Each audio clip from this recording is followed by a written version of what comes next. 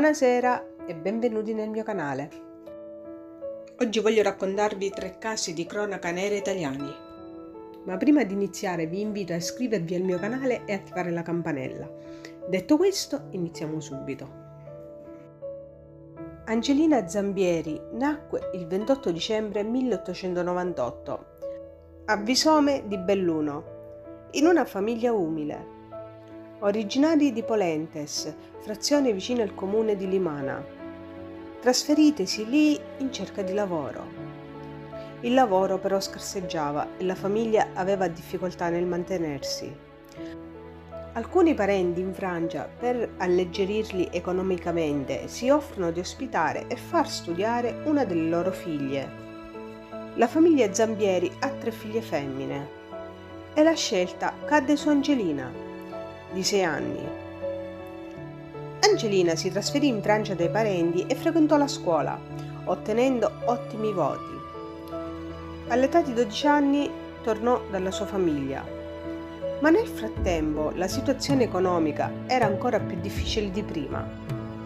Nel 1912 Angelina pertanto fu costretta a ripartire con un gruppo di ragazze che in estate dalla Val Belluna e dal Cadare confluivano fuori regione nella città di Trento. Erano le cosiddette ciode, ovvero giovani adolescenti solitamente impiegate nel lavoro dei campi o come domestiche. Angelina fu assegnata come domestica a casa di un falegname vedovo, Bartolo Maggiolli, abitante nella frazione di Povo. Angelina svolgeva il suo lavoro con molto impegno e diligenza, tanto che il signor Bartolo richiese lei per l'estate dell'anno successivo. Angelina, di 14 anni, intanto si era fatta una piccola donna e presto si accorse che l'atteggiamento del falegname nei suoi confronti era cambiato e che si era invaghito di lei. Angelina cominciò a sentirsi in pericolo e così, nonostante le insistenze dell'uomo affinché rimanesse, Angelina decise di andarsene. L'uomo provò di tutto per trattenerla. Le propose un aumento di stipendio, l'acquisto di nuovi abiti e più libertà e riposo, ma Angelina rifiutò e trovò lavoro in un'altra casa, nel centro di Trento, in via Torreverde. Maggioli però non si rassegnò e non ci mise neanche molto ad avere il nuovo indirizzo di Angelina e iniziò a perseguitarla. Le scriveva lunghe lettere, le inviava doni non richiesti e si appostava vicino alla sua abitazione per osservarla e seguirla, fino al pomeriggio del 23 luglio 1913.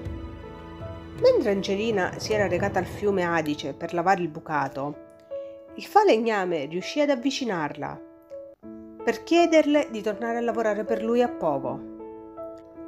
Dietro però si era portato una rivoltella e un coltello a serramanico. Dopo l'ennesimo rifiuto di Angelina, la seguì fino a casa, la raggiunse nel pianerottolo e la colpì con 17 coltellate. Dopodiché l'uomo impugnò dalla sua tasca la pistola e si sparò un colpo alla tempia, suicidandosi. Angelina era gravissima, ma ancora in vita, e fu trasportata d'urgenza all'ospedale. Ma nella notte tra il 23 e il 24 luglio 1913, a soli 14 anni, fu dichiarato il decesso. I medici non poterono fare nulla per salvarla. Le ferite erano troppo gravi. Prima di morire, Angelina riprese brevemente coscienza e alla presenza del sacerdote Giuseppe Rigotti perdonò il suo assassino. La madre, nel frattempo, avvisata con un telegramma, non riuscì ad arrivare in tempo per vederla viva. Il funerale di Angelina si svolse nel Duomo di Trento la mattina successiva del 26 luglio. Angelina fu dimenticata per molto tempo, ma negli anni 60 Don Paolo Pescota, arciprete di Limana, decise di ridare alla luce la sua figura, facendo aprire nello stesso comune una sala parrocchiale a lei dedicata.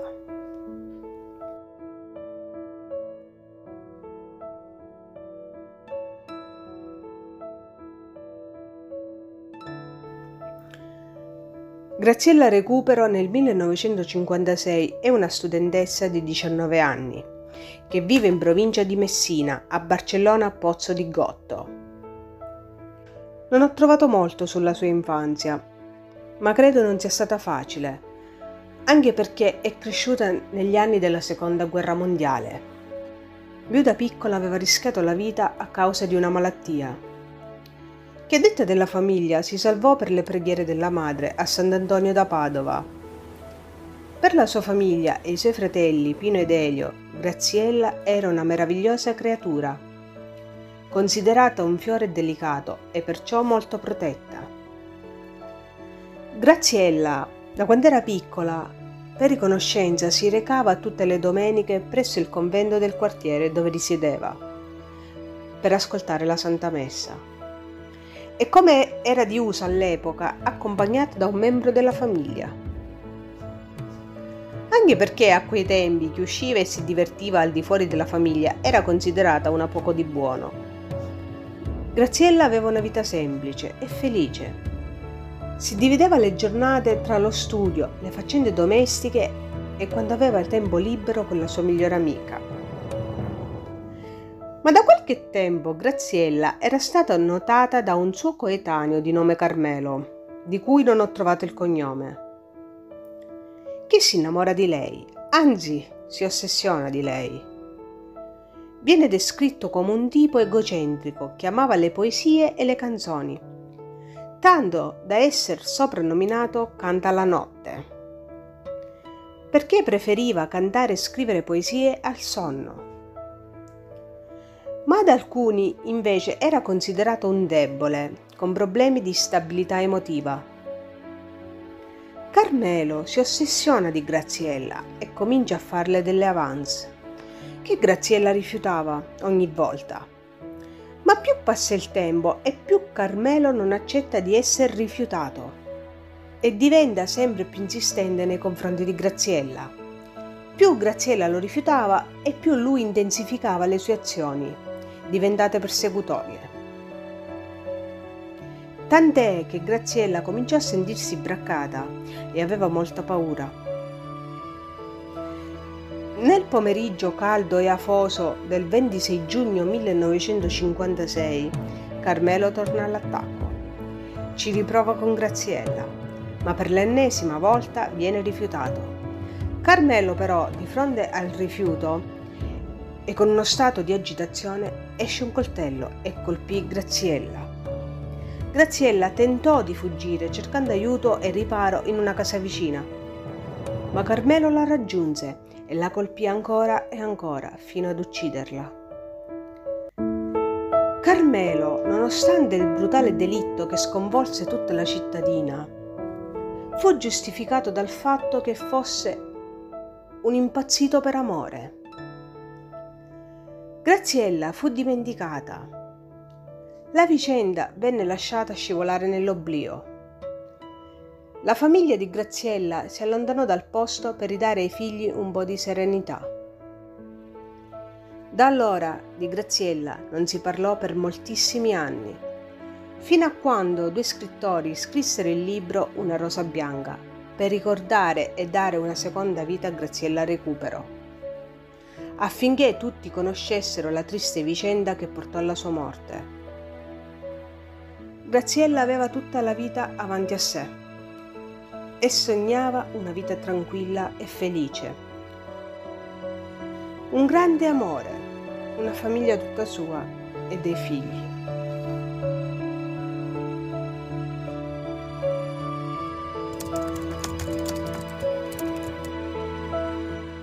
Il 2 aprile 1945 nasce Simonetta Ferrero a Casale Monferrato, un comune in provincia di Alessandria, in Piemonte.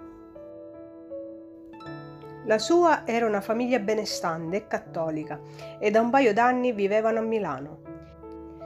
Il padre, Francesco, era dirigente alla Montedison, un grande gruppo industriale e finanziario. La madre, Liliana, era una casalinga, le sorelle, Elena era biologa e Elisabetta era laureata anche lei in biologia.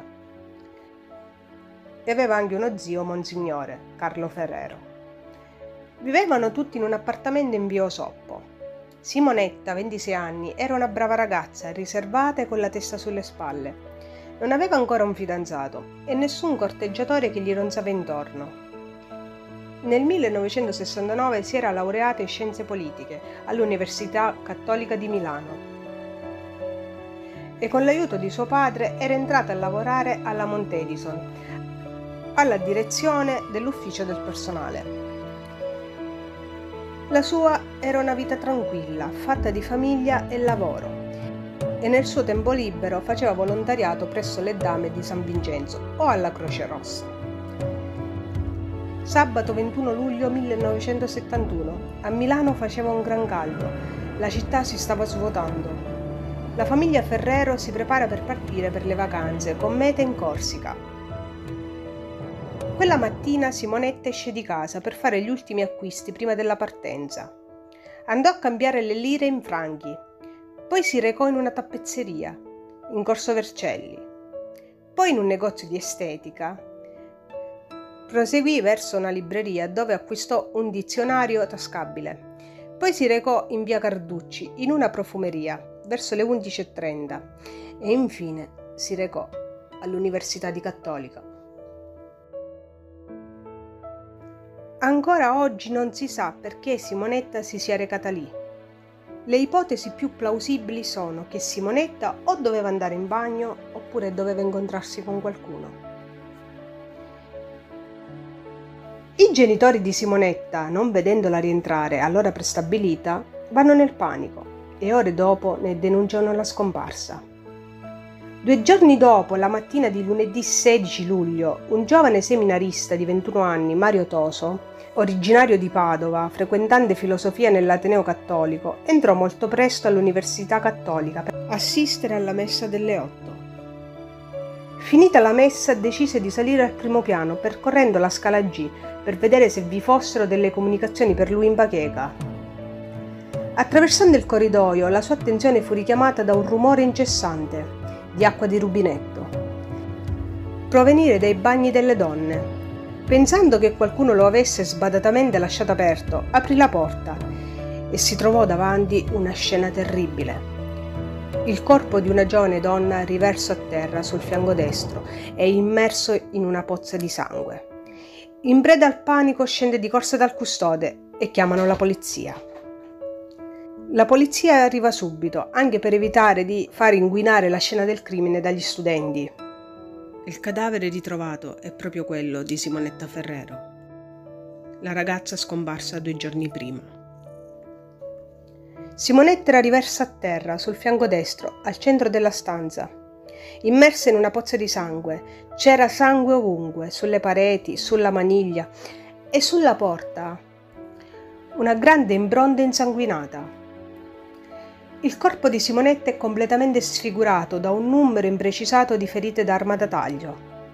Il cadavere fu trasportato in obitorio per eseguire l'autopsia e avere la certezza che si trattasse di Simonetta. Per la certezza, il riconoscimento fu affidato a parenti lontani, perché il padre fu colpito da un infarto e la madre ebbe un collasso appena appresa la notizia.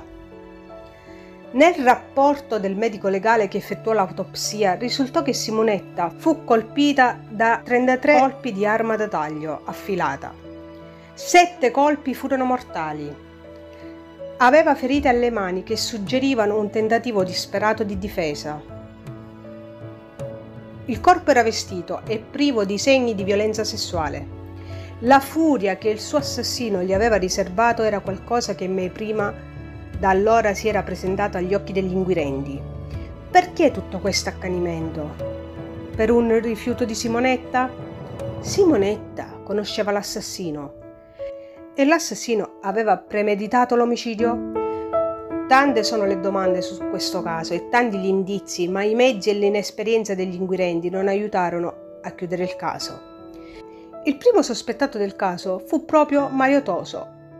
il seminarista che trovò il corpo. Ma la pista venne abbandonata presto.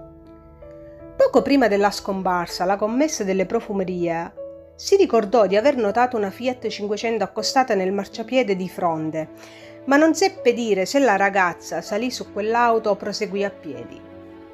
Fu escluso il tentativo di rapina finita male perché Simonetta addosso ancora aveva tutto l'oro e i franchi che quella mattina aveva scambiato con le lire.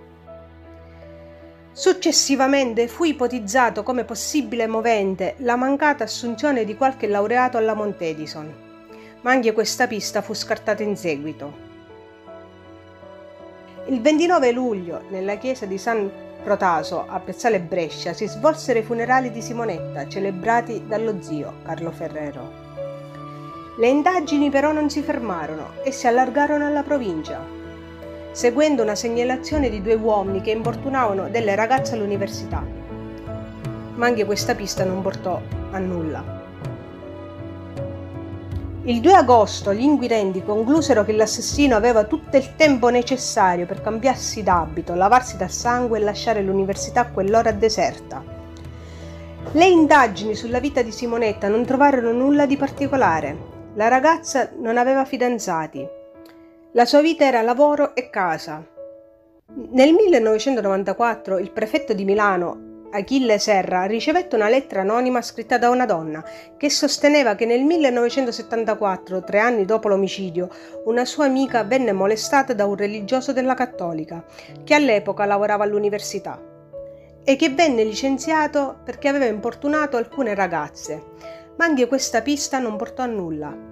E ad oggi il delitto di Simonetta Ferrero rimane irrisolto, senza un colpevole.